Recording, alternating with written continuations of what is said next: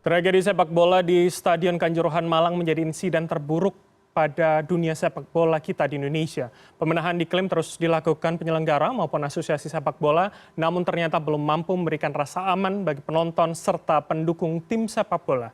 Kali ini meski tak dihadiri supporter salah satu tim yang berlaga, ternyata juga tidak menghindarkan gesekan pasca laga hingga menelan korban 125 jiwa.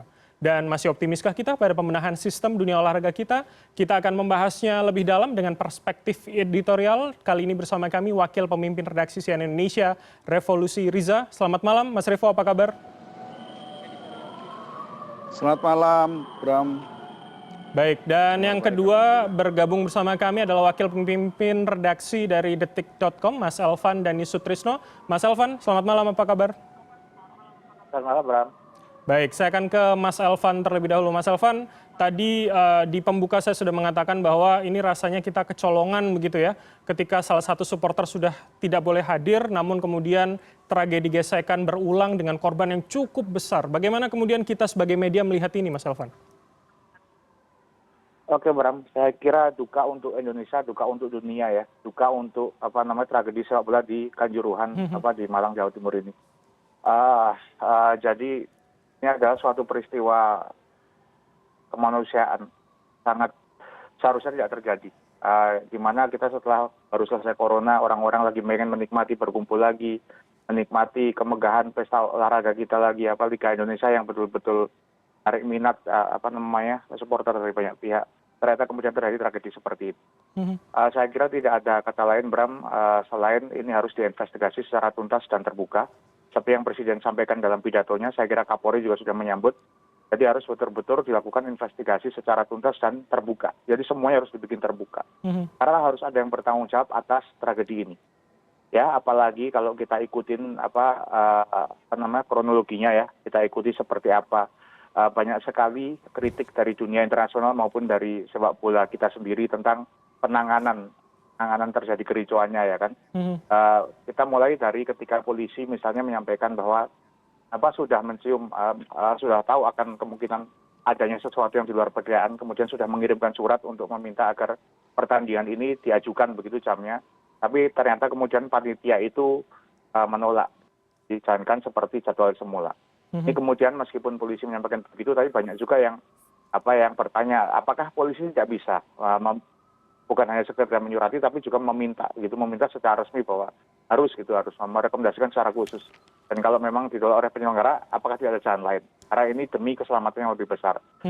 Selain itu juga banyak terkait dengan penggunaan gas air mata ketika penanganan kerusuhan penanganan terjadinya tragedi ini gitu. Seperti kan aturan FIFA sebetulnya melarang penggunaan gas air mata di stadion. Kenapa ada gas air mata dan lain-lain? Saya kira banyak hal lain yang sebetulnya perlu diklarifikasi dan kemudian dikelirkan melalui investigasi, begitu Bram. Baik, saya akan ke Mas Revo. Mas Revo, bagaimana melihatnya? Apakah ini menunjukkan ada bukti belum adanya kesamaan perspektif pengamanan begitu? Apalagi dalam aturan FIFA pasal 19 ayat B dinyatakan tidak boleh ada senjata api ataupun gas air mata begitu, Mas Revo? Iya Bram, tragedi ini memang sangat memilukan ya. Ini terjadi di saat kita semua sebenarnya merupakan hari-hari di mana kita melakukan hobi-hobi atau melakukan hal-hal di luar agenda keseharian gitu ya. Dan kita lihat memang kalau misalkan melihat korban yang berjatuhan kan juga banyak yang masih usia remaja, perempuan, ada juga balita. Artinya selama ini orang sudah melihat bahwa olahraga sepak bola ini, pertandingan sepak bola merupakan pertandingan yang aman. Tapi di luar dugaan kita mendengar kemudian tragedi itu terjadi. Nah, kalau menurut beberapa orang bijak kan mengatakan bahwa tidak ada penyebab yang tunggal dalam sebuah tragedi. Pasti akan ada beberapa hal yang saling kait mengait. Dan hal inilah yang seharusnya sekarang menjadi hal yang harus dicermati, kemudian diinvestigasi sebenarnya penyebabnya apa saja. Kalau kita merunut misalnya, berdasarkan yang timeline kejadian gitu dan kita melihat di video-video yang beredar, ada supporter yang bisa turun ke lapangan. Nah ini kan juga hal yang kemudian sebenarnya supporter tersebut konon kabarnya ingin bersalaman dengan pemain Arema dan mengucapkan sepatah dua kata gitu ya, tapi tidak untuk berbuat rusuh. Kemudian ada yang muncul flare atau kembang api yang di situ. Kemudian juga terlihat ada beberapa botol-botol air mineral yang berterbangan. Artinya begini, ini juga merupakan satu hal yang kita belum bicara soal gas air mata, tapi itu juga termasuk hal yang mungkin juga mengkait-mengkait sehingga membuat petugas keamanan ketika melihat botol-botol berterbangan, ada kembang api atau flare petasan di situ, kemudian bertindak melakukan reaksi untuk menyikapi hal tersebut. Artinya begini, kalau misalkan di pertandingan-pertandingan internasional, kemudian kalau di skala bahkan di Indonesia dalam skala pertandingan internasional, penonton yang masuk stadion itu pasti akan diperiksa. Mereka akan dilarang membawa air mineral kemasan misalnya. Kalau ingin membeli air ya di dalam stadion dijual di stand-stand dan kemudian disajikan dalam bentuk kemasan dalam gelas kertas gitu ya, dalam cup. Sehingga mengurangi potensi penonton itu melempar sesuatu barang benda keras seperti botol berisi air gitu ke tengah lapangan. Karena kalau misalkan dalam bentuk cup kan tidak bisa dilempar. Kemudian juga diperiksa apakah membawa benda berbahaya seperti petasan dan lain-lain. Artinya itu di tahap ketika penonton akan mau masuk ke stadion. Kemudian hal lain misalnya penggunaan gas air mata dan sebagainya ini juga merupakan hal yang disayangkan karena kita tahu stadion itu kan tertutup dan setiap tribun itu pintu masuknya pasti sangat terbatas gitu. Ketika gas air mata itu ditembakkan maka ya itu akan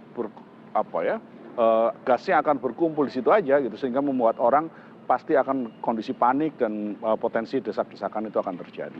Saya pikir banyak hal yang memang harus diinvestigasi. Kita juga tidak mau mendahului kesalahan-kesalahan, tapi kita berangkat dari hipotesa-hipotesa dan semua itu yang sekarang harus diinvestigasi secara menyeluruh, baik itu oleh kepolisian, oleh PSSI maupun oleh tim independen. Ada baiknya memang sekarang dibentuk tim independen melibatkan semua pihak untuk mengusut kasus ini dan kemudian akan dicarikan formulasinya.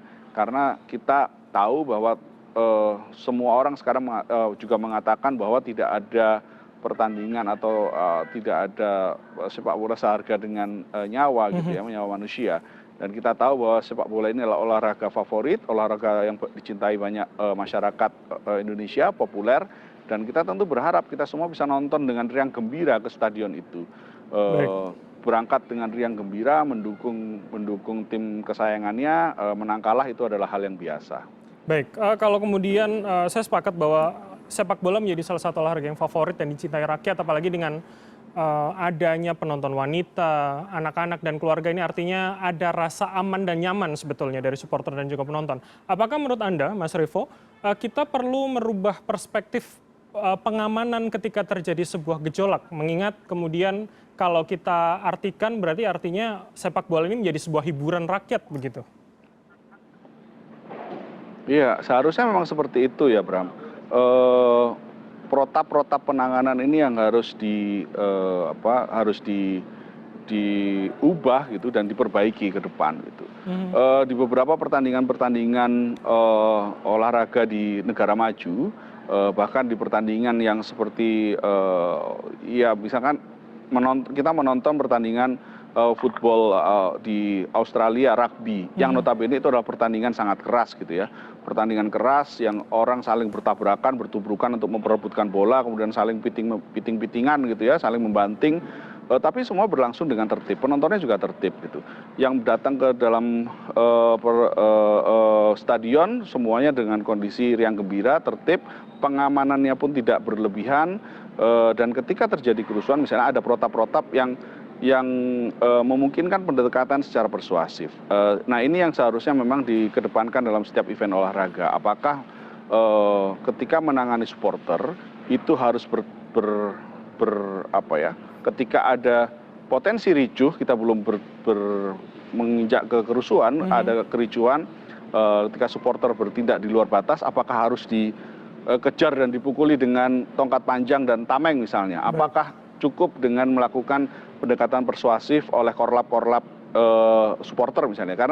Karena kita tahu bahwa di setiap pertandingan sepak bola itu pasti ada koordinator lapangan simpul dari tiap supporter, dan mereka inilah yang biasanya menjadi mitra dari panitia pelaksana untuk mengamankan supporter di zonanya dia gitu. Betul. Biasanya kan kalau tribun stadion olahraga itu akan dibagi tribun A, B, C dan sebagainya gitu. Biasanya akan ada penanggung jawab di tiap-tiap tribun. Nah, pendekatan persuasif apakah kemarin sudah dilakukan sebelum melakukan pendekatan yang bertahap selanjutnya ya, pendekatan yang lebih keras misalnya. Tapi kita lihat kemarin pendekatannya seperti terlalu berlebihan sehingga membuat tragedi kemarin terjadi. Nah, Baik. ini yang saya pikir juga semua pihak harus terbuka untuk melakukan evaluasi, dan kita sama-sama tentu harus sama-sama menyayangkan dan menarik pelajaran supaya kejadian semacam ini tidak terjadi di masa yang mendatang. Betul, itu menjadi PR bersama tentunya. Nah, saya ke Mas Elvan. Mas Elvan, bagaimana kita sebagai media mendorong seluruh stakeholder sepak bola melakukan pendekatan yang berbeda begitu? Mengingat kalau kita lihat Mas Revo tadi mengatakan pendekatan keamanannya terlalu berlebihan ketika mencoba meredam gejolak yang terjadi kemarin. Oke, Bram. Jadi jangan lupa Indonesia akan menjadi tuan rumah Piala Dunia U20 pada 2023 nanti ya. Artinya ini harus jadi momentum perbaikan treatment terhadap sepak bola dan olahraga Indonesia pada secara umum ya. Artinya kita harus betul-betul dilakukan banyak evaluasi total. Investigasi betul dilakukan secara terbuka dan pokoknya buka semua supaya masyarakat juga tahu gitu. Karena kita harus menjadikan sepak bola ini sebagai olahraga yang menyenangkan. Ada rasa aman. Kemudian sepak bola ini berkembang menjadi seperti yang terjadi di luar negeri, di mana orang datang ke stadion dengan sangat nyaman, bahkan tidak ada pagar tinggi, interaksi dengan pemain juga sangat bebas. Jadi sepak bola itu menjadi olahraga yang sangat aman dan sangat terhormat gitu, karena bahkan di luar negeri itu udah kayak hidup begitu. Di sini juga sebetulnya seperti itu, cuman keamanannya kan kalau kayak gini orang jadi ragu lagi. Kalau orang ragu dengan keamanan bagaimana? Ini kan keamanan sepak bola, apalagi disorot dunia kayak gini. Ini kan pasti akan mempengaruhi penilaian dunia terhadap Indonesia terkait tadi yang saya sampaikan sebagai tuan rumah Piala Dunia U20 pada 2023. Artinya semua pihak harus melakukan evaluasi secara menyeluruh. Lagi-lagi saya sampaikan investigasi harus dilakukan. Kapolri sudah menyampaikan akan melakukan pengecekan total investigasi ya terkait gas air mata. Kemudian Komnas HAM juga hadir ke sana. Kemudian PSSI sudah diminta untuk menghentikan. Jangan cuma dihentikan, benahi total. Jangan buru-buru tuntaskan semuanya. Jadi tidak terjadi lagi hal seperti ini. Untuk klub sepak bola juga lakukan persuasif, sampaikan kepada penggemar mereka, klub-klub penggemar mereka agar sama-sama menjunjung tinggi sportivitas. Jadi jangan emosional, emosi tapi juga tidak boleh terjadi kerusuhan. Bahwa ketika membela klubnya, mencintai klubnya, bertarung untuk klubnya iya, tapi tidak boleh sampai kemudian terjadi kerusuhan, apalagi sampai terjadi seperti tragedi di Kanjuruhan ini. Saya kira ini harus betul-betul menjadi evaluasi kita bersama, memastikan bahwa dunia tahu Indonesia menjunjung tinggi sportivitas dan rasa kemanusiaan. Baik. Rasa persaudaraan bangsa Indonesia itu harus terus kita jaga bersama. Gitu, Baik, Mas Elvan, sebelum kita jauh membahas ke masalah supporter begitu, ketika tadi kita membicarakan kepentingan pendekatan persuasif, apakah kita juga masih perlu menggunakan pendekatan keamanan, apalagi kemudian kemarin klaim dari Polres Malang sudah mengatakan mengajukan surat untuk pemunduran dari jam pelaksanaan yang harusnya jam 20 menjadi sekitar 15.30 gitu karena alasan keamanan. Bagaimana kita juga melihat instrumen ini begitu, Mas Elvan? Ya, Bram, saya kira polisi kemudian tentu di daerah ada Kamtibnas ya kan, kemudian ada banyak organ-organ negara yang tentu saja bekerja gitu untuk sebelum ada peristiwa besar seperti ini kan pasti tentu ada pertimbangan-pertimbangan. Dan saya kira karena sudah ada prediksi akan terjadi kerusuhan, ya mungkin tidak sampai seperti tragedi seperti ini yang diperkirakan. Tentunya kemudian polisi menyurati agar bukan percepatan, tujuannya biar supporternya belum penuh dan tidak sebanyak ketika jam 8 malam dilakukan begitu kan. Tapi sangat disayangkan ketika kemudian surat disampaikan ternyata sama penyelenggara ditolak. Kemudian meskipun dengan bahasa yang halus, intinya adalah yakin bahwa dengan bantuan polisi dan aparat kita menjalankan pertandingan dengan baik. Ya ternyata harapan tinggal harapan yang terjadi tragedi seperti ini.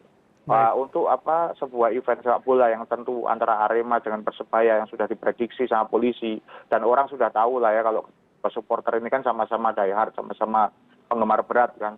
Artinya seharusnya ada lebih dari sekedar menolak begitu aja gitu.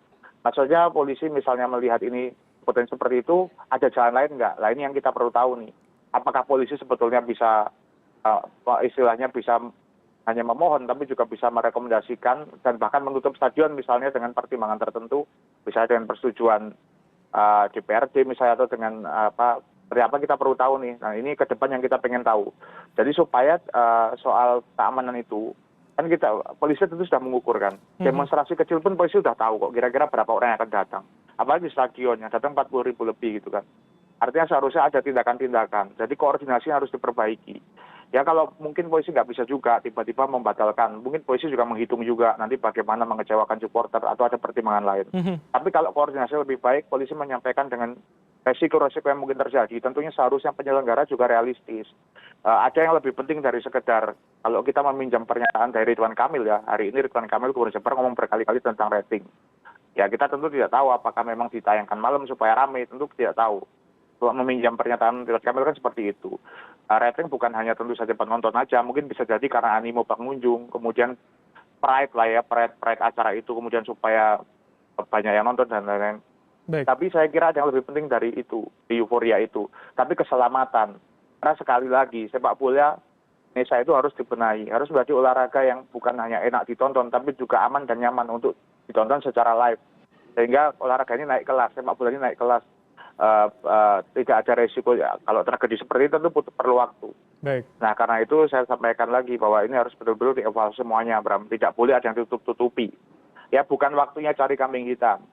Ya buka semuanya, tuntaskan semuanya sehingga ke depan sepak bola Indonesia ini bisa lebih baik lagi, begitu Bram. Baik, tidak mengulangi kesalahan yang sama begitu. Ini menarik. Kemudian saya akan ke Mas Revo. Mas Revo, apakah kemudian kita sebagai media melihat keamanan, petugas keamanan dan kepolisian ini kalah bergen begitu dengan apa yang ada di industri sepak bola, akhirnya menafikan faktor keselamatan, faktor gangguan keamanan yang kemudian sudah diajukan pada beberapa hari sebelum pertandingan. Seperti apa Mas Revo? Ketika polisi mengajukan permintaan untuk pertandingan itu digelar di sore hari, surat itu kan kita tidak dijelaskan secara spesifik ya Bram, sebenarnya apa yang mendasari polisi meminta pertandingan itu dimajukan. Sebenarnya begini, Stadion Kanjuruhan itu kan stadion yang digunakan oleh Arema FC itu setelah berpindah dari Gajayana kan. Dulu Arema itu pertandingannya selalu digelar di Stadion Gajayana. Di tengah kota, posisi Gajayana itu tengah kota, dekat dengan pusat kota di kawasan Ijen begitu. Tapi kemudian dipindahkan karena Gajayana yang dinilai pada saat itu kurang layak. Kenapa kemudian digelar di di Kanjuruhan? Karena memang secara kapasitas penonton lebih besar. Gajayana itu hanya sekitar 25.000, stadionnya kecil. Kemudian secara infrastruktur juga kurang memadai untuk pertandingan sekelas divisi utama atau Liga 1, pada waktu itu masih divisi utama. Dipindah ke Kanjuruhan karena ada lighting yang memadai untuk pertandingan di malam hari. Kemudian Kanjuruhan itu juga posisinya relatif di luar kota, tidak di kota Malang, ada di wilayah kabupaten, dan dia berada di kawasan yang pada saat itu saya masih ingat betul kenapa dipindahkan, karena alasan keamanan juga. Kanjuruhan ini selain ada di posisi tidak di tengah kota sehingga meminimalisir kalau misalkan ada keributan dan ini tidak berefek pada pemukiman pusat kota. Dan juga posisinya terletak di sekitar tangsi-tangsi militer. Di situ ada Yonzipur dan sebagainya, sehingga kalau misalkan posisinya juga jauh dari jalan utama gitu ya. Jadi orang kalau misalkan ke sana harus melewati jalan yang lebih kecil, kemudian ada di sekitaran tangsi militer, sehingga kalau misalkan keluar stadion juga potensi untuk melakukan keributan menjadi lebih diminimalisir. Artinya begini, selama ini pertandingan digelar malam hari di sana juga tidak ada masalah. Nah ini yang kita sebenarnya juga pengen tahu, kenapa kok kemudian polisi mengajukan permintaan untuk maju di sore hari. Karena padahal biasanya digelar di malam hari juga fine-fine aja. Dan kita tahu pertandingan kemarin itu pertandingan tanpa supporter lawan. Artinya sebenarnya potensi bentrokan, walaupun memang Persebaya Surabaya dan Arema Malang ini termasuk rival yang cukup panas gitu ya, tapi kemarin kan tidak ada supporter dari Persebaya. Artinya sejak awal sudah diminimalisir, dan ketika polisi kemudian menyetujui permohonan panitia pelaksana agar pertandingan tetap dilaksanakan di malam hari, artinya polisi sudah mempertimbangkan semua faktor-faktor resiko gitu. Nah, ini yang kemudian harus dicari tahu kenapa kemudian ketika penanganan ricuh awal itu yang dinilai ricuh, ada flare, ada kembang api yang muncul, kemudian polisi menembakkan gas air mata ke tribun gitu ya. Apa yang salah dari proses-proses penanganan ini yang seharusnya juga diusut gitu ya. Dan seperti saya sampaikan di awal ya Bram, bahwa tidak ada penyebab tunggal dalam tragedi ini. Tentu harus dievaluasi secara menyeluruh. Apakah memang tiket harus dijual secara penuh 42.000 tersebut gitu. Karena kita tahu Indonesia belum lepas dari pandemi. Ya, bahwa pandemi sudah mulai melandai, tapi pemerintah belum mencabut status pandemi, sehingga apakah memang bisa pertandingan itu digelar dengan stadion full kapasitas misalnya seperti itu. Baik. Nah, ini termasuk banyak hal yang memang yang harus dievaluasi, dan kita berharap evaluasinya itu bisa berlangsung secara terbuka menyeluruh seperti yang tadi juga disampaikan oleh Mas Elvan, sehingga kita semua bisa menarik pelajaran. 125 nyawa ini banyak sekali loh, banyak sekali. Ini tragedi yang buruk sekali gitu, dan kita sekarang kan ini kepedihan yang sangat mendalam. Bahkan malam ini kita tahu bahwa liga-liga di Spanyol misalnya, di liga-liga yang lain menyampaikan duka citanya. Ada momen of silence gitu di Liga Spanyol untuk menyampaikan duka cita atas apa yang terjadi di Indonesia. Nah, ini sudah mendunia tragedinya, dan ini kita tentu harus menarik pelajaran betul gitu supaya kejadian-kejadian ini tidak terulang. Dan karena ini juga sudah kita harus kita tentu tidak ingin sepak bola Indonesia makin tercoreng lah di dunia internasional. Baik, ini tentu menjadi presiden buruk dan rasanya menjadi catatan hitam begitu bagi dunia sepak bola maupun olahraga kita. Kita akan melanjutkan nanti, ini juga menarik adalah bagaimana optimisme kita terhadap investigasi serta bagaimana kita juga kemudian lebih mendewasakan supporter yang ada di Indonesia. Kita akan jeda sejenak, CNN Indonesia Breaking News akan kembali usai jeda, tetaplah bersama kami. CNN Indonesia Breaking News.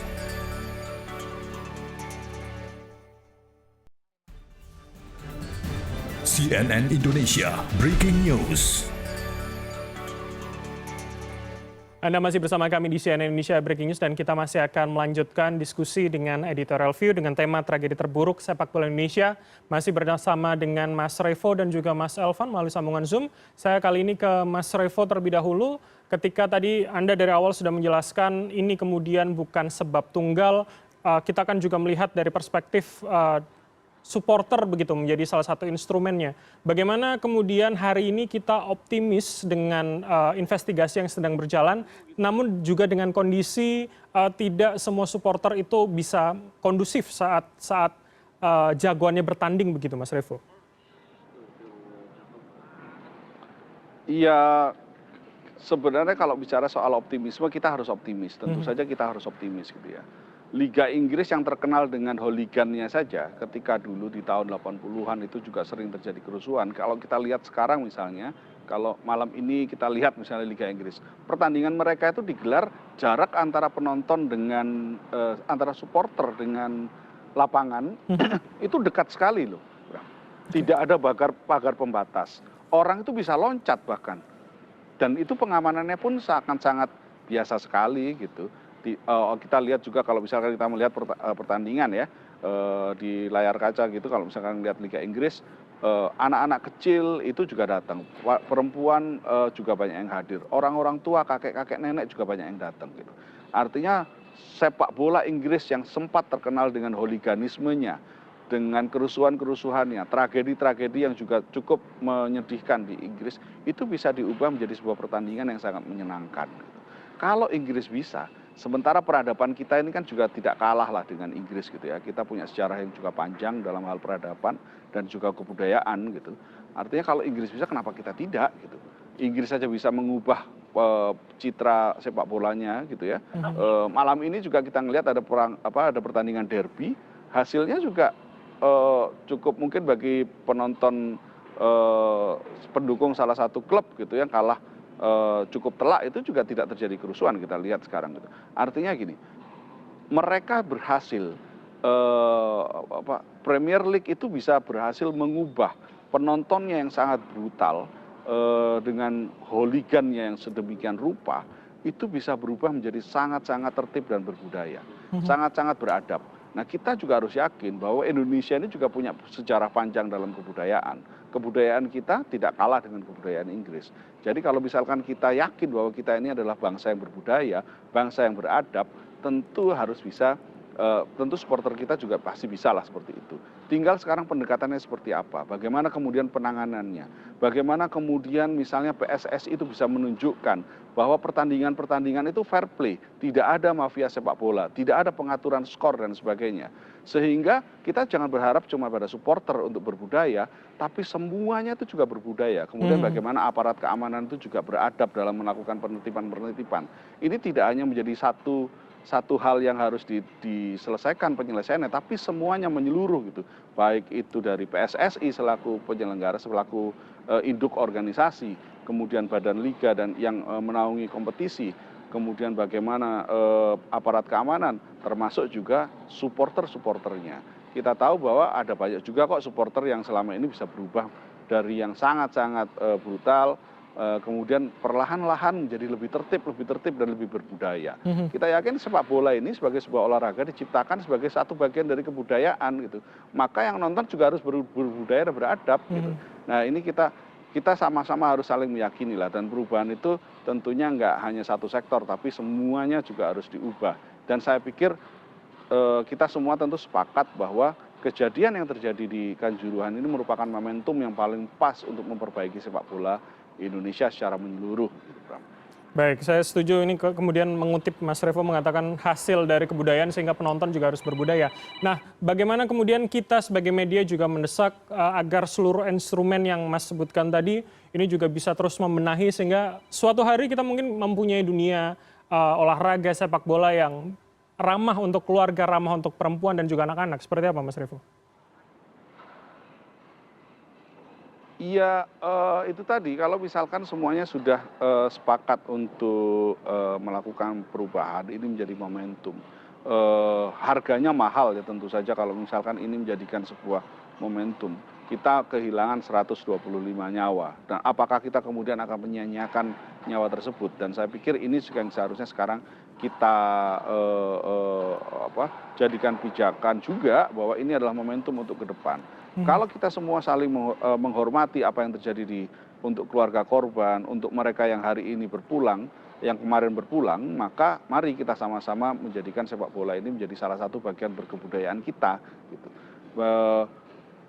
Itu semua dari PSSI misalnya harus bisa menjamin bahwa semua pertandingan ini fair play, semua sportivitas itu dijaga, tidak hanya di pertandingan tapi juga di balik-balik itu semua. Karena kita tahu semua berita-berita miring terkait dengan olahraga di Indonesia ini kan masih banyak ya, tudingan-tudingannya masih banyak, tudingan-tudingan pengaturan skor itu ada gitu.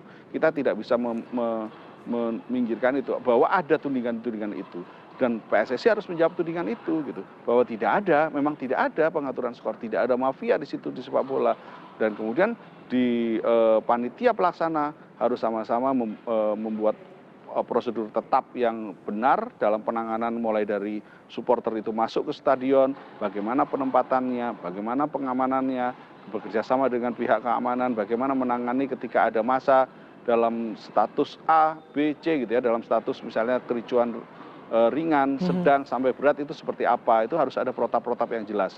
Di sisi lain memang supporter juga, kalau melihat pertandingan kemarin Bram sebenarnya, ketika yang datang itu banyak anak-anak remaja, banyak perempuan, banyak anak-anak. Artinya selama ini pihak Aremania itu sudah menilai bahwa sepak bola ini merupakan pertandingan yang aman bagi mereka.